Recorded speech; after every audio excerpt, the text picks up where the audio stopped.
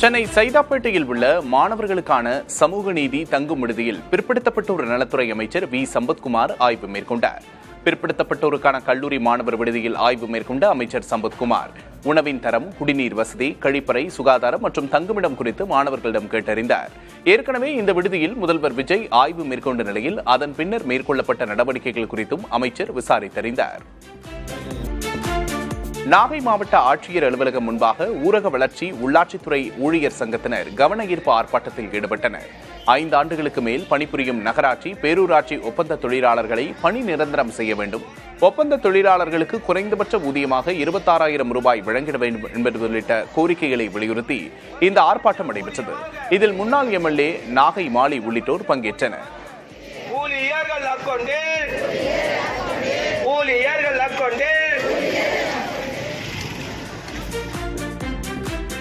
கரூர் வட்டாட்சியர் உட்பட 13 பேரின் மீது லஞ்ச ஒழிப்புத்துறை காவல்துறை வழக்கு பதிவு செய்துள்ளது.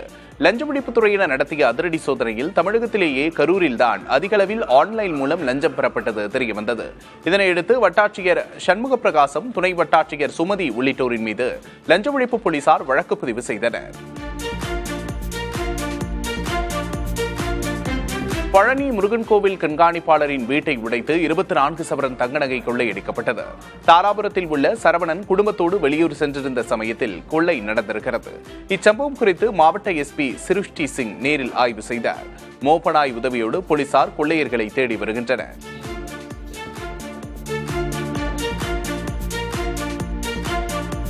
உடுமலை திருமூர்த்தி அணையிலிருந்து தண்ணீர் திறக்க பாசன சங்க நிர்வாகிகளோடு பேசி உரிய நடவடிக்கை எடுக்கப்படும் என்று அமைச்சர் அருண்ராஜ் தெரிவித்தார். திருப்பூர் உடுமலைப்பேட்டையில் உணவுப் பொருள் வழங்கல் மற்றும் நுகர்வோர் பாதுகாப்புத்துறையின் சார்பில் நலத்திட்ட உதவிகள் வழங்கும் விழாவில் பங்கேற்ற பின்னர் திருமூர்த்தி அணையில் ஆய்வு மேற்கொண்டார். அதன் பின்னர் செய்தியாளர்களிடம் பேசிய அருண்ராஜ், மழை குறைவாக உள்ள நிலையில் குடிநீர் மற்றும் பாசனத்திற்காக தண்ணீர் வழங்க வேண்டும் என்ற கோரிக்கை வந்திருப்பதாக கூறினார். உரிய முறையில் நீரை பகிர்ந்தளிக்க நடவடிக்கை எடுக்கப்படும் என்றும் குறிப்பிட்டார். மதுரையில் கந்துவட்டி கொடுமையால் பெண் தற்கொலை செய்து கொண்டதாக கூறப்படும் சம்பவத்தில் 4 மீது வழக்கு பதிவு செய்யப்பட்டுள்ளது. செல்லூர் கீழ்த்தோப்பு பகுதியைச் சேர்ந்த பிரேமா என்பவர் கலையரசி என்பவரிடம் 2 லட்சம் ரூபாய் கடன் பெற்றதாக தெரிகிறது. அந்த கடனுக்கு மாதம் 20,000 ரூபாய் வட்டி கேட்டு நெருக்கடி அளிக்கப்பட்டு வந்ததாக கூறப்படுகிறது. மேலும் பிரேமாவை தகாத வார்த்தைகளால் பேசி கொலை மிரட்டல் விடுத்ததாக சொல்லப்படுகிறது. இந்நிலையில் பிரேமா தற்கொலை செய்து கொண்டுள்ளார். அவரது உயிரிழப்புக்கு காரணமானவர்களை கைது செய்ய கோரி உறவினர்கள் ராஜாஜி மருத்துவமனைக்கு வெளியே சாலை மறியலில் ஈடுபட்டனர். இந்த விவகாரம் தொடர்பாக கலையரசி, திருப்பதி, பகவதி மற்றும் அங்காளம்மாள் உள்ளிட்ட 4 மீது காவல்துறையினர் வழக்கு பதிவு செய்து விசாரணை நடத்தி வருகின்றனர். கனடாவில் வேலை வாங்கி தருவதாக கூறி 1 கோடி ரூபாய்க்கு மேல் மோசடி செய்த தம்பதியை கைது செய்ய கோரி பாதிக்கப்பட்டவர்கள் புதுக்கோட்டை மாவட்ட எஸ்பி அலுவலகத்தில் புகார் மனு அளித்தனர். 30க்கும் மேற்பட்டோரிடம் பணம் பெற்றுக்கொண்டு தலைமறைவான இளங்கோ, சாந்தி தம்பதி மீது ஏற்கனவே வழக்கு பதிந்தும் காவல்துறை இதுவரை நடவடிக்கை எடுக்கவில்லை என்று கூறப்படுகிறது. பணத்தை இழந்தவர்களில் 2 உயிரிழந்த நிலையில் பாதிக்கப்பட்டவர்கள் மீண்டும் புகார் மனு அளித்தனர். 16/2024 வழக்கு போட்டு இது வரைக்கும் போலீஸ் தேடிக்கிட்டு இருக்கான் சொல்லுவாங்க. இது வரைக்கும் தேடி பிடிக்கவே இல்லை.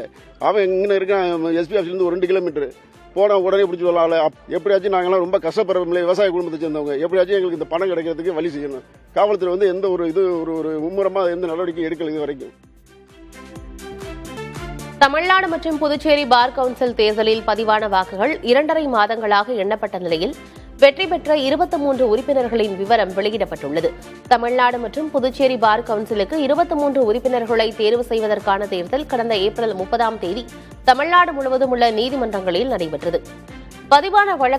பதிவான வாக்குகள் உயர்நீதிமன்ற வளாகத்தில் கடந்த 2.5 மாதங்களாக எண்ணப்பட்டன. அதன்படி 5 பெண் வழக்கறிஞர்கள் உட்பட 23 பேர் வெற்றி பெற்றதாக அறிவிக்கப்பட்டுள்ளது. உறுப்பினர்களாக தேர்வு செய்யப்பட்டுள்ளோர் தலைவர், துணைத் தலைவரை தேர்வு செய்வர். ஊத்தங்கரை தாவேகா எம்எல்ஏவுக்கு எதிரான தேர்தல் வழக்கை நிராகரிக்க சென்னை உயர்நீதிமன்றம் மறுப்பு தெரிவித்துள்ளது. எம்எல்ஏ இளையராஜா உள்ளிட்டோருக்கு எதிரான தேர்தல் வழக்குகள் உயர்நீதிமன்றத்தில் விசாரணைக்கு வந்தன. அப்போது எம்எல்ஏ இளையராஜா தரப்பில் தனக்கு எதிரான தேர்தல் வழக்கில் தனது பெயருக்கு பதில் கோவிந்தராஜன் என்ற பெயர் இடம்பெற்றிருப்பதாக சுட்டிக்காட்டப்பட்டது. எனவே வழக்கை நிராகரிக்க வேண்டும் என கோரப்பட்டது. இருப்பினும் நீதிபதி 28ஆம் தேதிக்குள் திருத்த மனுவை தாக்கல் செய்ய வேண்டும் என மனுதாரருக்கு அறிவுறுத்தி விசாரணையை தள்ளி வைத்தார். வடசென்னையின் பல்வேறு பகுதிகளில் கனமழை பெய்தது. காலை முதல் வெயில் சுட்டரித்த நிலையில் மாலையில் மாதவரம், பெரம்பூர், செங்குன்றம், புழல் ஆகிய பகுதிகளில் கனமழை பெய்தது. வியாசர்பாடி, ஆர்கேபுரம், ராயபுரம், காசிமேடு உள்ளிட்ட பகுதிகளில் மிதமான மழை பெய்தது.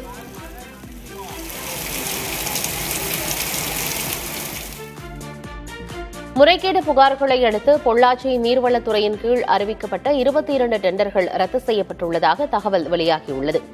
நீர்வளத்துறையின் பொள்ளாச்சி பிரிவில் திறந்த டெண்டர் விடப்பட்ட வேண்டிய பணிகள் வரையறுக்கப்பட்ட டெண்டராக விடப்பட்டதாக புகார்கள் எழுந்தன. இதுகுறித்து அறப்போர் இயக்கம், திருப்பூர் மற்றும் பொள்ளாச்சி பகுதி அரசு ஒப்பந்ததாரர்கள் சங்கம் ஆகியவை குறிப்பிட்ட சிலருக்கு ஆதரவாக முறைகேடுகள் நடந்ததாக குற்றம் சாட்டின. இச்சூழலில் 22 டெண்டர்கள் ரத்து செய்யப்பட்டிருப்பதாக தகவல் வெளியாகியுள்ளது.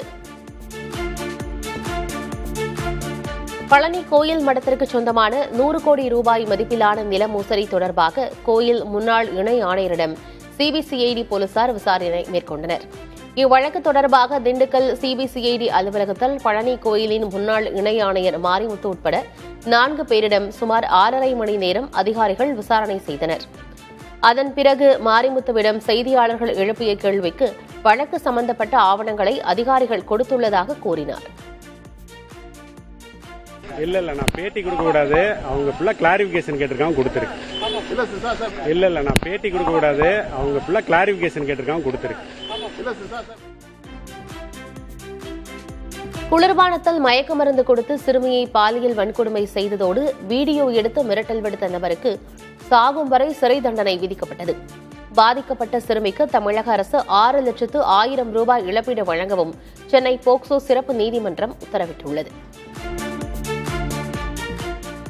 விளாத்துக்குளம் அருகே அங்கன்வாடியில் கொடுக்கப்பட்ட முட்டையில் அழுகிய நிலையில் கோழி குஞ்சு இருந்த சம்பவம் அதிர்ச்சியை ஏற்படுத்தியுள்ளது. ரகுராமபுரம் கிராமத்தில் உள்ள அங்கன்வாடி மையத்தில் 1 வயது குழந்தையின் பெற்றோரிடம் அங்கன்வாடி ஊழியரான சொர்ணமாரி 3 முட்டைகளை வழங்கியுள்ளார். அதில் ஒரு முட்டையை குழந்தையின் பெற்றோர் உடைத்து பார்த்தபோது கோழி குஞ்சு அழுகிய நிலையில் இருப்பதை பார்த்து அதிர்ச்சியடைந்தார். இதுபற்றி அங்கன்வாடி ஊழியரிடம் கேட்டபோது அவர் அலட்சியமாக பதிலளித்ததாக கூறப்படுகிறது.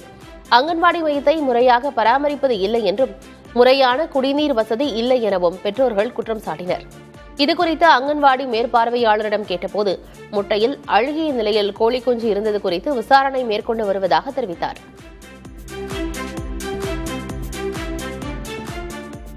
ராணிப்பேட்டை மாவட்டம் அரக்கோணத்தில் நலத்திட்ட உதவிகள் வழங்கும் அரசு விழாவிற்கு அமைச்சர் காந்திராஜ் தாமதமாக சென்றதால் பொதுமக்கள் கடும் அவதிக்குள்ளாகினர். காலை 8:30 மணி முதல் தாய்மார்கள் தங்கள் கைக்குழந்தைகளுடன் காத்திருக்க சுமார் 3 மணி நேரம் தாமதமாக சென்ற அமைச்சர் காந்திராஜ் 10 நிமிடங்களில் நிகழ்ச்சியை முடித்துவிட்டு கிளம்பிச் சென்றார். விருதுநகர் மாவட்டம் அருப்புக்கோட்டையில் அரசு அங்கன்வாடி மையம் மற்றும் ரேஷன் கடைகளில் தாவேகா நிர்வாகிகள் முதல்வர் விஜய் படங்களை மாட்டி ரீல்ஸ் எடுத்தது பேசுபொருளானது. வைரலாகும் வீடியோவில் தாவேகாவினர் குழந்தைகளுக்கு இனிப்புகள் வழங்குவதும் ஊழியர்களுக்கு சால்வை அணிவிப்பதும் பணியாளர்களுடன் சேர்ந்து குழு புகைப்படம் எடுப்பதும் இடம்பெற்றுள்ளது.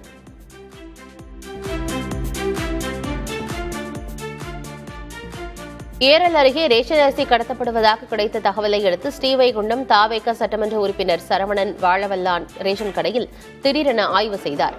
ஆய்வின் போது பொதுமக்களுக்கு பொருட்கள் எடை குறைவாக வழங்கப்பட்டதும் அரிசி கடத்தப்பட்டதும் கண்டுபிடிக்கப்பட்டது. குற்றத்தை ரேஷன் கடை பணியாளர் ஒப்புக்கொண்ட நிலையில் இதுகுறித்து உரிய நடவடிக்கை எடுக்க வட்ட வழங்கல் அதிகாரியிடம் புகார் கொடுத்தார்.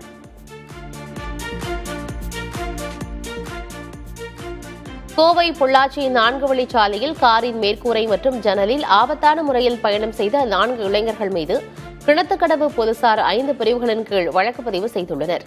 சிசிடிவி காட்சி மூலம் இவர்களை கண்டறிந்த போலீசார் போக்குவரத்து விதிகளை மீறியதற்காக வழக்கு பதிவு செய்ததோடு இனி இதுபோன்று செய்ய மாட்டோம் என மன்னிப்பு கேட்டு அவர்களை விழிப்புணர்வு வீடியோவையும் வெளியிட வைத்தனர். நீட் தேர்வு முறைகேடுகளுக்கு பொறுப்பேற்று மத்திய கல்வி அமைச்சர் பதவி விலக கோரியும் டெல்லியில் போராடிய மாணவர்களின் கைதை கண்டித்தும் மதுரை தமுக மைதானத்தில் மாணவர் அமைப்பினர் ஆர்ப்பாட்டத்தில் ஈடுபட்டனர். போராட்டத்தில் ஈடுபட்ட மாணவர்களை காவல்துறையினர் வலுக்கட்டாயமாக கைது செய்து அழைத்துச் சென்றனர். அப்போது சீருடை அணியாத காவலர்கள் கைது செய்ய முயன்றதாக கூறி மாணவர்களுக்கும் போலீசாருக்கும் இடையே கடும் வாக்குவாதம் ஏற்பட்டது. காவிரியில் நிலுவையில் உள்ள தண்ணீரை கர்நாடக அரசு உடனடியாக திறந்துவிட வலியுறுத்தி திருச்சி முக்கம்பில் விவசாயிகள் போராட்டத்தில் ஈடுபட்டனர். தேசிய தென்னிந்திய நதிகள் இணைப்பு விவசாய சங்க தலைவர் ஐயாக்கண்ணு தலைமையில் முக்கொம்பில் ஆற்றில் இறங்கி விவசாயிகள் போராட்டத்தில் ஈடுபட்டனர். மேட்டூர் அணையில் நீர் இல்லாததால் குறுவை சாகுபடி பாதிக்கப்பட்டிருப்பதாகவும், பாதிக்கப்பட்ட விவசாயிகளுக்கு வறட்சி நிவாரணம் வழங்கி சம்பா சாகுபடிக்கான வழிகாட்டுதலை அரசு வழங்க வேண்டும் என்றும் விவசாயிகள் கோரிக்கை விடுத்தனர்.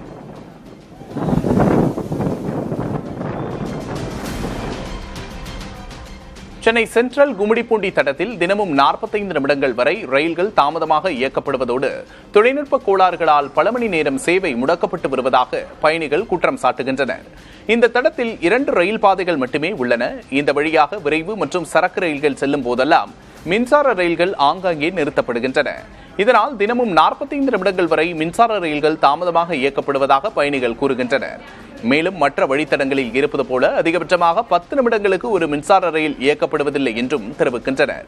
எனவே கும்மிடிப்பூண்டி வழித்தடத்தில் மின்சார ரயில்களை சீராக இயக்கவும் தொழில்நுட்ப கோளாறுகளை சரி செய்யவும் ரயில்வே நிர்வாகம் நடவடிக்கை எடுக்க வேண்டும் என்று பயணிகள் வலியுறுத்துகின்றனர். நாகை மாவட்டம் வேதாரண்யம் அருகே கருப்பம்புலம் சீதலா மாரியம்மன் கோவிலில் ஆடி பெருந்திருவிழாவில் ஏராளமான பக்தர்கள் பால்குடம் மற்றும் காவடி எடுத்து வந்து நேர்த்திக்கடனை நிறைவேற்றினர். மேலும் பெண்கள் மாவிளக்கேற்றி வழிபாடு செய்ய அம்மன் சிம்ம வாகனத்தில் வீதி உலா வந்து பக்தர்களுக்கு அருள்பாலித்தார்.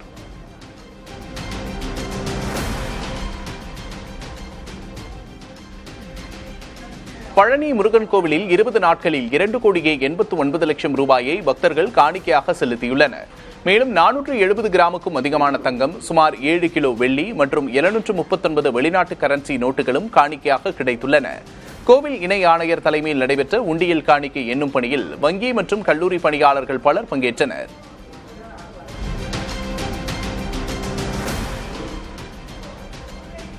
நீலகிரி மாவட்டம் கூடலூர் அருகே உள்ள புத்தூர் வயல் பகுதிக்குள் புகுந்த 2 யானைகளை வனத்துறையினரும் ஊர் மக்களும் இணைந்து வனப்பகுதிக்குள் விரட்டினர்.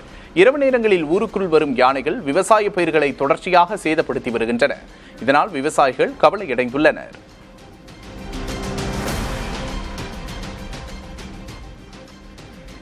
புதுச்சேரியில் மூலக்குளம் மேட்டுப்பாளையம் சாலையில் முள்ளம்பன்றி ஒன்று வேகமாக ஓடிய நிலையில் இதனை கண்ட வாகன ஓட்டிகள் ஆச்சரியமடைந்து செல்போனில் வீடியோ எடுத்துள்ளனர். இந்த வீடியோ சமூக வலைதளங்களில் வைரலாகி வருகிறது.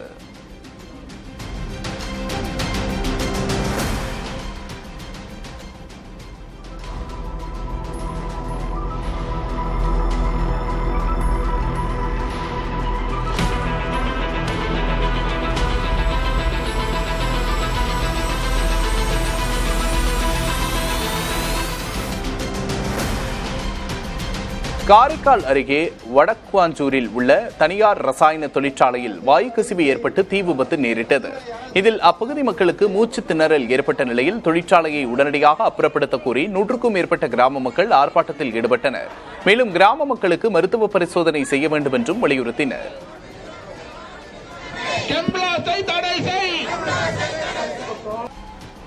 தமிழ்நாட்டில் அரசு மருத்துவக் கல்லூரிகளில் செவிலியர் மருத்துவ படிப்புகளுக்கான இடங்கள் 796 1651 அதிகரிக்கப்பட்டுள்ளது. ஒருபுறம் MBBS மற்றும் BDS இடங்கள் அதிகரித்து வரும் நிலையில் அவற்றுக்கு இணையாக செவிலியர் படிப்புகளையும் அதிகரிக்கும் வகையில் புதிதாக 855 இடங்களை உயர்த்த அரசு நடவடிக்கை எடுத்துள்ளது. அரசு கல்லூரிகளில் புதிய இடங்கள் உருவாக்கப்படுவதன் மூலம் பல மாணவர்கள் குறைந்த கட்டணத்தில் பயிலும் வாய்ப்பை பெறுவர் என்று அதிகாரிகள் தெரிவித்தனர்.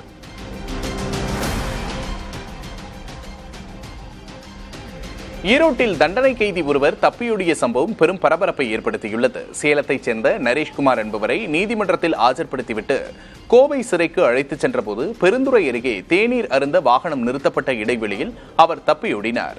அவரை துரத்திச் சென்ற தலைமை காவலர் கீழே விழுந்ததில் கையில் எலும்பு முறிவு ஏற்பட்டது. தப்பியோடிய கைதியை பிடிக்க 3 தனிப்படைகள் அமைக்கப்பட்டுள்ளன.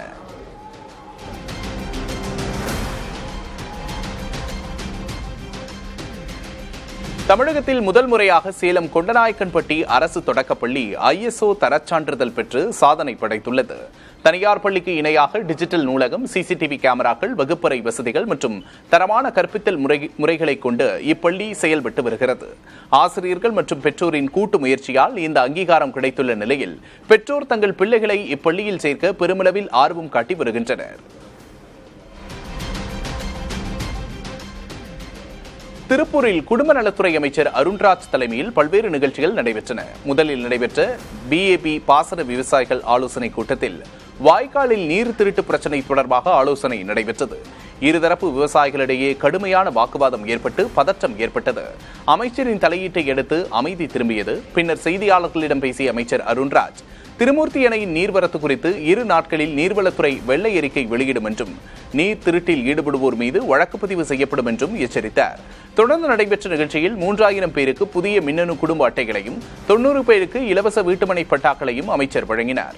அப்போது பேசிய அமைச்சர், தற்போதைய ஆட்சியில் ஊழல் முற்றிலும் ஒழிக்கப்பட்டு அரசின் திட்ட நிதி முழுமையாக மக்களை சென்றடைவதாக குறிப்பிட்டார்.